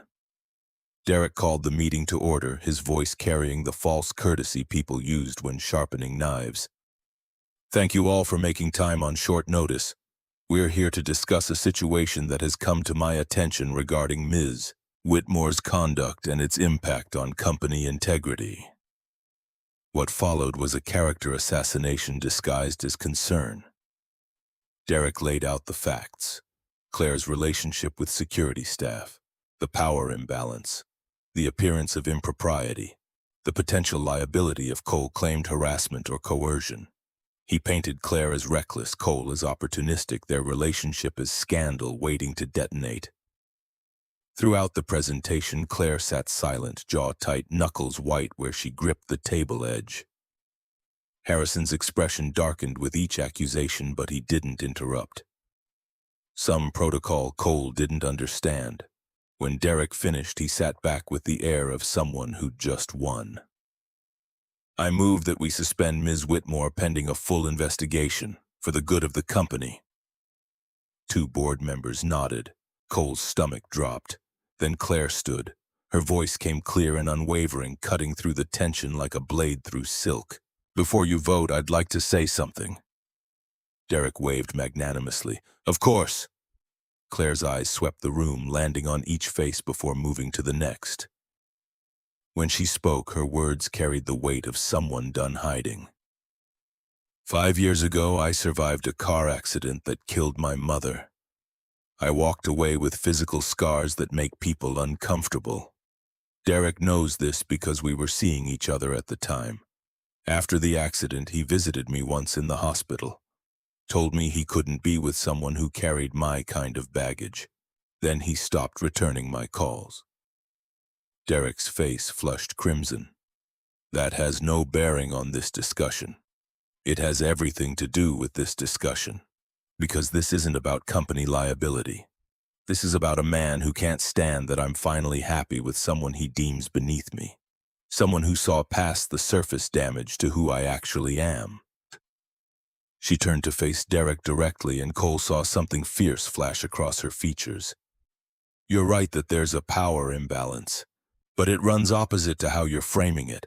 Cole has everything to lose in this relationship. I'm the one with power, which means if anyone is taking advantage, it's me. But we both know that's not what this is about. This is about control, about punishing me for moving on. The room had gone silent. Derek opened his mouth to object, but Claire wasn't finished. I'm not suspending myself. I'm not apologizing for finding someone who makes me want to live again. And if this board decides that my personal happiness disqualifies me from leadership, then you're welcome to find a new CEO. But know that I'll fight you every step of the way. She sat down, trembling slightly but triumphant. Harrison's hand covered hers on the table, silent support. The chairman, a silver-haired woman named Patricia Keene, spoke for the first time. Does anyone else wish to comment before we vote? Harrison stood, his presence commanding attention effortlessly. I'd like to speak on behalf of the young man whose relationship is under scrutiny. Cole Brennan served under my son in Afghanistan. Owen trusted him with his life. When Owen died, Cole held him, gave him comfort, carried his last words for 12 years without asking for anything in return. That speaks to character in ways that matter more than org charts. He paused, letting that sink in. Claire is right that this is about control disguised as concern. I won't stand for it. If you force her out over this, you force me out too. Good luck running the company without either of us. The threat landed with seismic force. Derek's smug expression cracked. Two board members shifted uncomfortably. Patricia Keene sighed, the sound carrying decades of corporate battles. Motion to suspend fails for lack of support. This matter is closed unless actual evidence of impropriety surfaces. Meeting adjourned. The room emptied slowly, board members filing out with sideways glances and murmured conversations. Derek stormed past without looking at anyone, fury written in every jerky movement. Cole found himself alone with Claire and Harrison, the three of them standing in the aftermath like survivors assessing damage. Claire's composure finally shattered. She turned to Cole and he caught her as her legs gave out, holding her while she shook with delayed reaction. Harrison placed a hand on his daughter's shoulder, then quietly excused himself to give them privacy. When Claire could speak again, her voice came muffled against Cole's chest. That was the stupidest thing I've ever done. I could have lost everything. But you didn't. I could have. Still might if Derek finds a way to undermine me. Cole pulled back enough to cup her face, forcing her to meet his eyes. Then we'll deal with it. Together, like we said. Fresh tears spilled down her cheeks. I meant what I told them, about choosing you, about not apologizing. I know. I heard you. I'm still terrified. Good means you're alive. She laughed through her tears, the sound watery but real. Then she kissed him there in the boardroom where she'd just wagered her career on their future, and Cole kissed her back with everything he had. They jumped off the cliff. Now came the fall, and whatever waited at the bottom. The weekend after the board meeting should have brought relief. Instead, it delivered a different kind of pressure. The weight of victory replaced by the harder work of building something real from the wreckage they'd created. Cole spent Saturday morning at the hospital with Lily for her cardiology follow-up, numbers that made Dr. Patel's expression tighten in ways that needed no translation. Ejection fraction down another 3%. Timeline compressed. The transplant list felt less like safety net and more like prayer cast into an indifferent void. Claire met them in the hospital cafeteria afterward, arriving with juice boxes and a stuffed giraffe that made Lily's whole face light up despite the exhaustion pulling at her features. She slid into the booth beside Cole, her hand finding his under the table, fingers interlacing with the ease of people who'd known each other far longer than 2 weeks. How'd it go? Her eyes searched his face, reading the tension he couldn't quite hide. Numbers aren't great. We wait and hope. Lily climbed across the table to sit in Claire's lap, the movement so natural it stole Cole's breath. His daughter had accepted Claire with the totality children reserved for people they decided to trust, no halfway measures or cautious boundaries. She nestled against Claire's chest, playing with the giraffe's legs, humming something tuneless. "Mama V, can you come to my house for movie night? Daddy makes popcorn and we watch cartoons until I fall asleep." The nickname landed like a detonation. Cole's throat tightened. Claire's eyes went wide, moisture gathering at the corners. She looked at Cole over Lily's head, silently asking permission for something that transcended words. He nodded, unable to speak past the knot of emotion lodged behind his sternum. Claire's voice came thick when she answered, "I would love that, sweetheart. Nothing would make me happier." They left the hospital together, Claire's Mercedes following Cole's Civic through neighborhoods that tracked the city's economic fault lines. At the apartment, they settled into domesticity that felt simultaneously foreign and inevitable. Claire helped Lily into pajamas while Cole made popcorn the old-fashioned way, on the stove, the smell filling the small space with comfort. They piled onto the couch, Lily between them, her small body warm and present and terrifyingly fragile. Halfway through the second movie, Lily's breathing evened into sleep. Cole carried her to bed, tucking the giraffe beside her, pressing a kiss to her forehead that held all the love and fear he couldn't voice. When he returned, Claire stood by the mantel examining family photos with an expression he couldn't quite read. "She called me Mama V." Claire's voice barely rose above a whisper. "I don't know if I deserve that." Cole moved to stand behind her, arms circling her waist, chin resting on her shoulder. "You showed up. You stayed. You chose her when you could have run. That's more than deserving. What if I fail her? What if I can't be what she needs? Then you'll be exactly like every other parent who's ever lived, imperfect in trying. That's all any of us can do." Claire turned in his arms, her face tilted up to his. "I've never done this before, never been part of someone else's family, never had someone depend on me for emotional needs instead of quarterly earnings." "You're doing fine, better than fine." Lily's never smiled this much, not since Jasmine died. The mention of his late wife still carried weight, but it didn't hurt the way it used to. Grief had evolved from sharp agony to dull ache, bearable because Claire didn't try to erase what came before. She honored Jasmine's memory by loving the family she'd left behind, adding to their story instead of demanding they start fresh.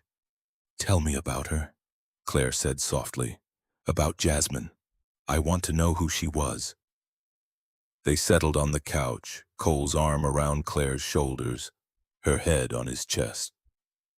He talked about meeting Jasmine at the community center, her laugh that made everyone around her smile, the way she'd fought cancer with grace even when the pain became unbearable, about her final weeks when she'd made him promise to find love again, to give Lily a mother, to not let fear keep him isolated. "She sounds like she was extraordinary." "She was, but she'd like you. Would appreciate that you make Lily feel safe, that you showed up to a hospital room when you had no obligation, that you're brave enough to be terrified and do this anyway." Claire's fingers traced patterns on his chest, idle motion that grounded them both. "I went to her grave yesterday, to Margaret's, first time since the funeral. Told her about you and Lily, about being scared but choosing it anyway. I think she'd approve." The confession broke something open in Cole's chest. He tightened his hold, pressing a kiss to the top of Claire's head. "I think they'd both approve. Think they'd want us to be happy." "Are you? Happy?" He considered the question seriously, weighing the fear and uncertainty against the moments of startling joy, Lily calling Claire Mama V, Claire's hand in his during doctor's appointments. The way his apartment felt less empty when she filled it with her presence. "Yeah, terrified but happy. Is that possible?" "It better be, because that's exactly where I am too." They stayed like that until Claire's phone buzzed with a reminder about early meetings. She extracted herself reluctantly, collecting her things while Cole walked her to the door. The goodbye kiss lasted longer than it should have, neither wanting to break the spell of normalcy they'd constructed. "I'll see you Monday?" Claire's hand lingered on his chest, fingers splayed over his heartbeat. "You better." Lily will revolt if you disappear. Just Lily? Fair point. I'd revolt too. She laughed, the sound easier than he'd heard from her before, and slipped out into the hallway. Cole stood in the doorway watching until she disappeared down the stairs, then returned to his living room where evidence of her presence remained scattered. A coffee mug on the side table, her jacket draped over the chair, the indent of her body still visible on the couch cushions. He was in love with her. The realization hit with the force of recognition rather than revelation, like admitting something he'd known for days but hadn't found words for yet. In love after 2 weeks, which should have felt insane but instead felt inevitable, like finding something he'd been searching for without knowing he was looking. His phone rang, shattering the moment. Unknown number but local area code. He answered warily. A woman's voice came through, professional and clipped. "Is this Cole Brennan?" "Speaking." "This is Jennifer Walsh from the Chicago Tribune. I'm working on a story about Claire Whitmore's relationship with a member of her security staff. Would you care to comment?" Ice flooded his veins. "No comment. We have photographs of you and Ms. Whitmore together outside Whitmore Tower. Sources say you coerced her into a relationship by leveraging information about her deceased uncle. Any truth to that?" Rage replaced the ice, hot and immediate. "That's a lie. We're not having this conversation." He hung up, hands shaking. The phone rang again immediately. Different number. He sent it to voicemail. A text came through from Claire. "Getting calls from press. Don't answer. Her father's PR team is handling it." Cole called her back. She picked up on the first ring, her voice tight with stress. "Did they reach you?" "Yeah. Accused me of coercion. Said I used Owen as leverage." Claire's sharp inhale carried through the line. "Derek, it has to be. He's the only one who'd spin it that way." "Can he do that? Just lie to reporters?" "He can say whatever he wants if he frames it as concern. Anonymous sources worried about the CEO's judgment. They'll print it because controversy sells papers." Cole sank onto the couch, processing the implications. This is going to get worse before it gets better. My father's people are preparing a statement. But Cole, it's going to be invasive. They'll dig into your past, Lily's medical history, Jasmine's death. Everything becomes fair game once the press smells blood. The thought of strangers picking through his life, through Jasmine's memory, through Lily's private struggles, made bile rise in his throat. What do we do? We hold on. Don't engage. Let Harrison's team control the narrative. And we stay united. They want us to fracture under pressure. We don't give them that. I'm not going anywhere. Neither am I. But it's going to test us. Be ready for that. They stayed on the phone for another 20 minutes, mapping strategy and worst-case scenarios until Claire had to go deal with her father's communications director. Cole sat in the silence afterward, watching his phone light up with calls from numbers he didn't recognize. After the 7th, he turned it off entirely. Sunday brought the article front page of the Tribune's Metro section. The headline read, "Whitmore CEO's romance with security guard raises ethics questions." The story painted Cole as opportunistic, Claire as emotionally vulnerable and possibly manipulated. It quoted anonymous sources expressing concern about her judgment, about power dynamics, about the optics of a CEO dating staff. Derek Vaughn's name appeared nowhere, but his fingerprints marked every line. The fallout arrived swiftly. By noon, 3 board members had called for another emergency meeting. Harrison released a statement defending his daughter's right to a personal life while maintaining her professional competence. The statement only added fuel, sparking opinion pieces about nepotism and privilege, about rich women slumming it with working-class men, about corporate governance in the modern era. Cole's phone, once he turned it back on, exploded with messages. Reporters requesting interviews, former Marines he'd served with asking if he needed support. Jasmine's mother calling to make sure he was okay, that Lily hadn't seen the articles. The worst came from his supervisor. Chen's text arrived terse and final. Effective immediately, you're on administrative leave pending investigation, security badge deactivated, do not enter Whitmore property. Cole read the message 3 times, fury building with each pass. He called Chen directly, got voicemail, left a message that probably burned bridges but felt necessary. You're firing me for dating someone, not for misconduct, not for poor performance, for having a personal life. I hope you can sleep at night knowing you caved to pressure from a man who abandoned Claire when she needed him most. He hung up before he could say worse. Claire appeared at his apartment 2 hours later, eyes red and face drawn. She walked straight into his arms without greeting, holding on like he was the only solid thing in a world gone liquid. I'm so sorry, this is my fault. I should have anticipated Derek would escalate. This isn't on you. He's the one weaponizing the media. But I gave him ammunition. I stood up in that boardroom and made this public, painted a target on both of us. Cole pulled back enough to grip her shoulders, forcing eye contact. You stood up for us. For yourself. That's not a mistake. Derek's vindictiveness is his choice, not your consequence. They suspended you. Technically administrative leave, but yeah, effectively the same thing.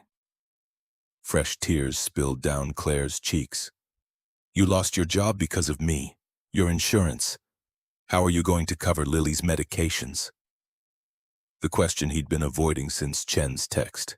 His savings would cover maybe 2 months if he stretched them impossibly thin. After that, he'd be choosing between rent and prescriptions, between keeping his daughter alive and keeping them housed. The math didn't work, had never worked. But acknowledging that reality meant admitting defeat, and he wasn't ready for that yet. I'll figure it out. Pick up contract security work, find something. Let me help. Let my father help. We can cover— No! The word came harder than he intended. He softened his voice, but not his stance. I can't take money from you. Can't become the thing Derek's accusing me of being. That's pride talking. That's dignity. There's a difference. I need to know I can stand on my own, that I'm choosing you because of who you are, not what you can provide. Claire's expression crumpled with frustration and helplessness. This is exactly what he wants. Once you brought so low, you have to walk away. Don't let him win by being too stubborn to accept help. It's not about winning or losing. It's about being able to look at myself in the mirror. About knowing I didn't compromise the values I'm trying to teach my daughter. They argued in circles for an hour, getting nowhere, until exhaustion replaced heat. Finally, Claire sank onto the couch, defeated. I don't know how to fix this, don't know how to make it right. Cole sat beside her, taking her hand. You can't fix it, neither can I. We just have to survive it until the storm passes. And if it doesn't pass, if Derek keeps escalating, then we deal with that when it comes, but we do it together. Claire leaned into him, her weight a comfort despite the chaos surrounding them. I meant what I said at the board meeting. I'm not apologizing, I'm not backing down, even if it costs me everything. Don't say that. Your career matters, the company matters. Not more than this. Not more than you and Lily. The declaration should have filled him with joy. Instead, it amplified his fear. He'd become someone worth sacrificing for, which meant he carried responsibility for outcomes beyond his control. If Claire lost Whitmore Industries because of him, because Derek successfully painted her as unfit, Cole would never forgive himself. Monday brought a new development. Cole received a call from an attorney named Marcus Reed, who introduced himself as Harrison Whitmore's personal counsel. Reed got straight to the point in a voice that suggested he didn't waste words. Mr. Whitmore asked me to reach out regarding your employment situation. Whitmore Industries' decision to suspend you may constitute wrongful termination. We'd like to explore legal options. Cole's first instinct was refusal, but curiosity overrode pride. What kind of options?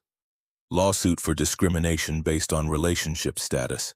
They can't fire you for dating someone unless it violates explicit policy. Company handbook has no such prohibition. They didn't fire me, put me on administrative leave. which will become termination once the investigation concludes. They're building a case to justify it. We get ahead of that by filing first, force them to prove just cause. The idea of suing his employer felt wrong on a fundamental level, even if technically they'd wronged him first. But the alternative was accepting defeat, letting Derek's vindictiveness win by default. What would I need to do? Sign some paperwork, give a deposition. Let us handle the rest, no cost to you. Mr. Whitmore is covering legal fees as a personal favor. There it was. The help Cole had refused from Claire repackaged as professional courtesy. His jaw tightened. Tell Mr. Whitmore I appreciate the offer, but I need to think about it. Of course, but don't think too long. Statute of limitations on these things is shorter than people realize. After Reed hung up, Cole sat staring at his phone, trying to untangle obligation from opportunity. He wanted to fight back, to make Chen and the board answer for caving to Derek's pressure. But accepting Harrison's money to do it felt like crossing a line he'd drawn for himself. His phone buzzed with a text from Lily's school. Nurse's office. Lily had another dizzy spell during recess. Could he come pick her up? All other considerations vanished. Cole grabbed his keys and drove too fast through midday traffic, arriving at Eisenhower Elementary with his heart hammering. He found Lily in the nurse's office, pale but conscious, sipping apple juice through a straw. She smiled when she saw him, the expression so achingly like Jasmine's it made his chest hurt. Hi, Daddy. I got dizzy again, but I didn't fall down this time. The nurse, a woman named Mrs. Chen, who'd seen Lily through multiple episodes, pulled Cole aside. Her pulse was irregular when she came in. Settled now, but I'd recommend a cardiology visit sooner rather than later. These episodes are increasing in frequency. Cole nodded, already mentally rescheduling his week around appointments he could no longer afford to make casually. Thank you. I'll call her doctor. He carried Lily to the car, her weight somehow both heavier and more insubstantial than it should be. 6 years old and fighting a battle no child should face. She rested her head on his shoulder during the drive home, trusting him completely to keep her safe, and the weight of that trust threatened to crush him. Daddy, why are people being mean to you and Mama V on the computer? His hands tightened on the wheel. What do you mean? Julia's mom said mean things at pickup yesterday, about how you shouldn't be with someone so important, that you're just after money. Rage flooded hot and immediate through his system. That parents would gossip within Lily's hearing, would poison a 6-year-old's understanding of adult relationships with their judgment, made him want to drive back to that school and demand apologies. But that would only make things worse. Feed the narrative of the aggressive opportunist. People say things when they don't understand the whole story. He managed, keeping his voice even. Mama V and I care about each other. That's all that matters. But they made it sound bad, like you're doing something wrong. We're not. We're just two people who found each other and decided to be happy. Some folks have a hard time with that. Lily processed this, her fingers playing with the zipper on his jacket. I like Mama V. She makes you smile like you used to smile with Mommy Jasmine. The observation landed with devastating accuracy. Cole blinked back moisture, focusing on the road. Yeah, baby, she does. Then people are stupid for being mean. A laugh escaped him despite everything. Yeah, they kind of are. At home, he settled Lily on the couch with cartoons and called Dr. Patel's office. The scheduler could fit them in Thursday morning, which would have to work. He made the appointment, then called Claire to update her. She answered immediately, concern flooding her voice. Is Lily okay? Another episode. We're home now. She's stable. I'm coming over. Claire, you don't have to. I'm already getting my keys. Be there in 20 minutes. She arrived in 15, still in her work clothes, carrying takeout from a place that definitely didn't deliver to his neighborhood. Cole let her in, torn between gratitude and the gnawing feeling that he was becoming a burden she'd eventually tire of carrying. Lily's face lit up when she saw Claire. Mama V, Daddy got me from school early. Claire settled on the couch beside her, drawing Lily into a hug. I heard you weren't feeling good. How are you now? Better. Daddy says I have to see Dr. Patel again. Dr. Patel is smart. She'll make sure you're okay. They ate dinner together, Claire coaxing Lily into eating more than usual through a combination of distraction and gentle encouragement. After, while Lily colored at the kitchen table, Claire pulled Cole aside. We need to talk about Thursday. I want to come to the appointment with you. You don't need to take time off work for that. I know I don't need to. I want to. Please let me. The please broke through his resistance. He nodded, not trusting his voice. Claire's hand found his, squeezing once. We're in this together. Stop trying to carry everything alone. Thursday's cardiology appointment delivered news that rearranged Cole's understanding of time. Dr. Patel pulled up Lily's latest scans, pointing to measurements that meant nothing to him but everything to her professional assessment. She kept her voice calm, but the words landed like hammer blows. Her heart function has deteriorated faster than we projected. We need to bump her up the transplant list priority. If we don't find a match within 6 months, we're looking at ventricular assist device implantation as a bridge. Cole's mouth went dry. Surgery? Mechanical pump to help her heart function until a donor becomes available. It's invasive, but it could buy us time. And if we can't get her on the device? Dr. Patel's expression held the practiced sympathy of someone who'd delivered this prognosis too many times. Then we manage comfort and quality of life as best we can. The euphemism hit like a gut punch. Comfort and quality of life meant accepting that his daughter was dying, meant watching her fade while he stood helpless, meant preparing for a world where Lily's laugh didn't echo through his apartment, where her drawings didn't cover the refrigerator, where silence replaced the constant chatter that had defined his life for 6 years. Claire's hand gripped his so tightly it hurt. Her other hand covered her mouth, tears streaming unchecked. Lily sat on the exam table swinging her legs, oblivious to the death sentence being discussed around her, humming and playing with the stethoscope doctor. Patel had let her hold. What do we do? Cole's voice came out strangled, barely recognizable as his own. We wait. We hope. We keep her comfortable and monitor closely. The transplant list is active. A match could come tomorrow or 6 months from now. There's no way to predict. They left the hospital in a daze, Cole carrying Lily to the car while Claire walked beside them, silent and shell-shocked. In the parking garage, surrounded by concrete and fluorescent lights that made everything feel more hopeless, Claire finally broke. This isn't fair. She's 6 years old. She should be worried about homework and recess, not whether her heart will keep beating. Cole had no answer. Fair didn't enter into it. Life dealt cards without consulting anyone's preferences, and some hands came marked for tragedy from the start. He buckled Lily into her car seat, pressing a kiss to her forehead that lasted longer than usual, memorizing the warmth of her skin, the smell of her strawberry shampoo, the way she smiled at him with complete trust that Daddy would fix everything. Except he couldn't fix this, couldn't will a new heart into existence. Couldn't trade his own heart for hers even though he'd make that swap in a heartbeat. Could only wait and watch and carry the knowledge that every day might be the one that took her from him. Claire drove them home, Cole too shaken to trust himself behind the wheel. Lily chattered from the back seat about the stickers Dr. Patel had given her, about wanting pizza for dinner, about the field trip next week to the aquarium. Innocent oblivion to the timer counting down her remaining moments. At the apartment, Claire stayed while Cole made pizza from frozen ingredients and tried to act normal. They ate with forced cheer, watching cartoons, pretending the world hadn't just tilted on its axis. When Lily finally went to bed, exhausted from the day, Cole and Claire sat in the living room in silence, heavy enough to suffocate. I can't lose her.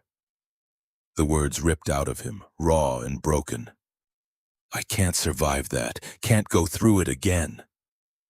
Claire moved to kneel in front of him, hands framing his face, forcing him to look at her. You won't, we won't. We're going to fight for every day, going to believe a donor will come, going to hold on to hope even when it feels impossible. What if hope isn't enough? Then we'll have each other to lean on when it breaks. Cole pulled her into his lap, holding her like she was the only thing keeping him anchored to earth.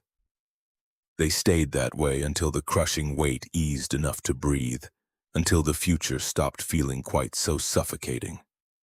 I love you. The confession escaped before he could stop it, bypassing every filter he'd constructed.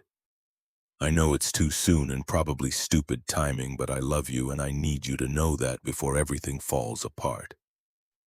Claire pulled back to look at him, tears making tracks through her makeup. Say it again. I love you. Again. Claire Whitmore, I am completely and terrifyingly in love with you. She kissed him hard enough to bruise, desperate and claiming, then broke away to press her forehead to his. I love you too, have loved you since you asked me to dance, since you saw past the scar to who I actually am, since you chose me when choosing me cost you everything. They made love on the couch with the kind of urgency that comes from understanding nothing is guaranteed. That tomorrow might bring devastation, that this moment of connection might be all they get. Afterward, tangled together under the throw blanket Jasmine had crocheted years ago, Cole felt something shift in his chest. Not the erasure of fear, but the addition of something stronger. Purpose, maybe, or the kind of love that doesn't flinch from hard realities. The following week brought Derek's next move, a lawsuit filed by 3 former Whitmore employees claiming Claire had created a hostile work environment through favoritism and inappropriate relationships. The allegations were vague enough to avoid defamation, but specific enough to make headlines. More anonymous sources, more ethics questions, more pressure on Harrison to remove his daughter before she destroyed the company's reputation entirely. The board scheduled another emergency meeting for the following Monday. This time, the agenda explicitly included a vote of no confidence. Harrison called Cole directly, his voice carrying a weariness that aged him beyond his years. I need you to come to this meeting. Need you to tell them about Owen, about the kind of man you are. It might not change minds, but it's the only play we have left. I'm not good with speeches. You don't need to be good. You need to be honest. Can you do that? Cole thought about Lily sleeping in the next room, about Claire who'd staked everything on loving him, about the life they were trying to build from the wreckage Derek kept creating. Yeah, I can do that. Monday arrived with the inevitability of Judgment Day. Cole dressed in his best clothes, which still fell short of boardroom standards but would have to suffice. Claire picked him up, her expression set in lines of grim determination. They rode the elevator to the executive floor in silence, hands linked, drawing strength from contact. The boardroom held more people than before. Full board attendance plus legal counsel, HR representatives, witnesses Derek had assembled to testify about Claire's unfitness. Cole recognized the play immediately. This wasn't a meeting. It was a trial with a predetermined verdict. Derek called things to order with the satisfaction of someone who'd already won. He presented his case methodically. The relationship that violated unwritten rules about fraternization, the appearance of impropriety, the lawsuit from former employees, the media coverage damaging Whitmore's brand. He painted Claire as someone whose personal decisions undermined her professional credibility, someone whose judgment couldn't be trusted. I move that we remove Claire Whitmore as CEO effective immediately and install interim leadership pending a full review. 2 board members seconded. Cole's stomach dropped. Then Harrison stood and the room went quiet out of respect for the man who'd built everything they were fighting over. Before we vote, I'd like Cole Brennan to speak. He has information about my son that's relevant to this discussion. Derek's face flushed crimson. This is highly irregular. So is attempting a coup disguised as corporate governance. Cole, the floor is yours. Cole stood on legs that didn't feel quite steady, hyper-aware of every eye tracking his movement. He'd faced down enemy fire in Kandahar without this level of fear, but this mattered more. This determined whether the woman he loved kept the life she'd built, whether their future remained possible. "My name is Cole Brennan," he began, voice rougher than he'd like but steady enough. "I'm a security supervisor at this company, or was until I got suspended for dating Claire Whitmore. I'm also a former Marine who served under Captain Owen Whitmore in Afghanistan." He pulled the handkerchief from his pocket, the fabric worn soft from 12 years of carrying. "Owen gave me this the morning he died. Told me if anything happened, find his family. Tell them he wasn't alone. Tell them to live kindly for both of us." Harrison's eyes glistened with moisture. Claire gripped the table edge, knuckles white. "I carried this for 12 years, Cole continued. Carried the guilt of surviving when better men didn't. Carried Owen's last words without delivering them because I was too broken to face his family. Then I walked into a ballroom 2 weeks ago and saw Claire sitting alone while people mocked her. Saw Harrison watching his daughter suffer without being able to help. And I realized Owen's message wasn't just about bringing comfort. It was about having the courage to act when action costs you something." He turned to face Derek directly, holding the other man's gaze. "You want to paint me as opportunistic, as someone taking advantage of Claire's vulnerability, but here's what you don't understand. Loving someone means showing up when it's hard, means choosing them even when choosing them costs you your job, your reputation, your peace of mind. That's not opportunism, that's commitment." Derek opened his mouth to object, but Cole kept going. "Claire Whitmore is the strongest person I've ever met. She survived an accident that killed her mother. Lives every day with a scar that makes strangers uncomfortable. Built this company into something that matters despite carrying grief that would break most people. And yeah, she fell in love with a security guard, someone beneath her station according to people who measure worth in stock options and job titles. But that doesn't make her judgment weak. It makes her human." He turned back to the full board, meeting each gaze in turn. "You're being asked to vote on whether she's fit to lead because she dared to have a personal life that doesn't fit your comfort zone. But the real question is whether you're fit to judge her. Whether any of you have shown the kind of courage she demonstrates every day just by getting out of bed and facing a world that's been cruel to her since the day she watched her mother die."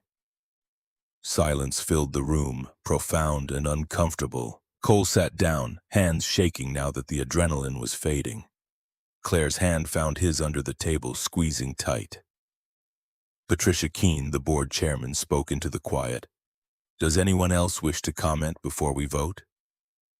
One of the board members Cole didn't know, a younger woman named Sarah Chen, raised her hand. "I'd like to speak."